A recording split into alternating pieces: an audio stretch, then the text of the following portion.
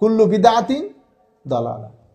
আমি আমার জীবনে কুল্লু বিদআতিন দালালার পুরা হাদিস কোনোদিন শুনি নাই।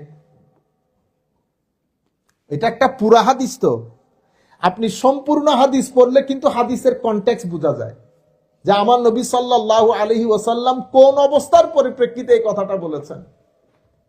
কথাটা ছিল এরকম, ফজরের নামাজ পড়েছেন আমার নবী, ফজরের নামাজ পড়ে হঠাৎ করে আমার নবী বড় হার্ট টাচিং, প্রফাউন্ড, ইন্টেন্স এবং হার্ট ব্রেকিং একটা স্পিচ, যেটার মাধ্যমে সাহাবায়ে কেরাম একসাথে বাজামাত কান্না শুরু করে দিয়েছেন। অঝোর দ্বারাই সাহাবায়ে কেরাম কাঁদতেছেন। তো আমরা বুঝতে পারতেছি আমার নবী হয়তো আমাদের সাথে আর বেশি দিন থাকবেন না। আমার নবী সাল্লাল্লাহু আলাইহি ওয়াসাল্লাম বলছেন, হে আমার সাহাবায়ে কেরাম,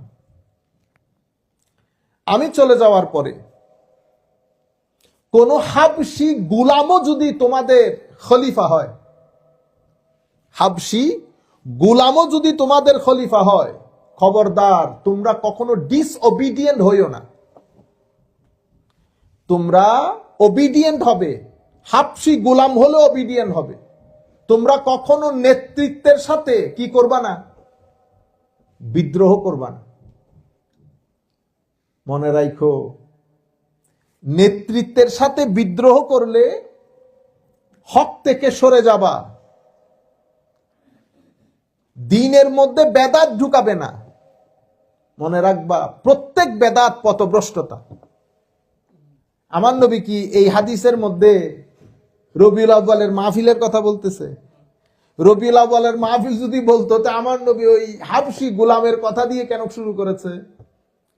এখানে আমার নবী কিয়াম মিলাতের জন্য ক্রন্দন করতেছে, আমি চলে যাওয়ার পরে আমার উম্মত কেমনে কিয়াম মিলাত করে আমাকে সালাম দিবে, আমার নবী এই জন্য মন খারাপ করছে? পুরা হাদিস কেউ বলে না, আমার জীবনে আমি শুনি নাই। কারণ পুরা হাদিস বললে সমস্ত কনটেক্সট আপনার সামনে চলে আসে। আমার নবী কি বলতে চাচ্ছেন শুধু এইরকম একটা হাদিস না তো, আমার নবী এই কনটেক্সটের উপরে অসংখ্য হাদিস বলেছেন। বলেছেন, আমি আমার চোখের সামনে দেখছি ফিতনা একেবারে বারিশ, যেরকম আসমান থেকে পানি পড়ে সেইভাবে তোমাদের উপর ফিতনা পড়বে। এবং আমার পরে তোমরা, সাহাবায়ে কেরামকে বলতেছে, তোমরা অনেক ইখতিলাফ দেখবে, অনেক ইখতিলাফ দেখবে। আমার নবী চাচ্ছেন সাহাবায়ে কেরাম যেন পলিটিক্যালি ডিসইউনাইটেড হয়ে না যায়, খলিফার নেতৃত্ব থেকে বের হয়ে না যায়, যেন খলিফার সাথে লেগে থাকে। এবং আমার নবী আরেক হাদিসের মধ্যে বলেছেন, খবরদার, সবাই যখন বায়াত গ্রহণ করবে তুমিও বায়াত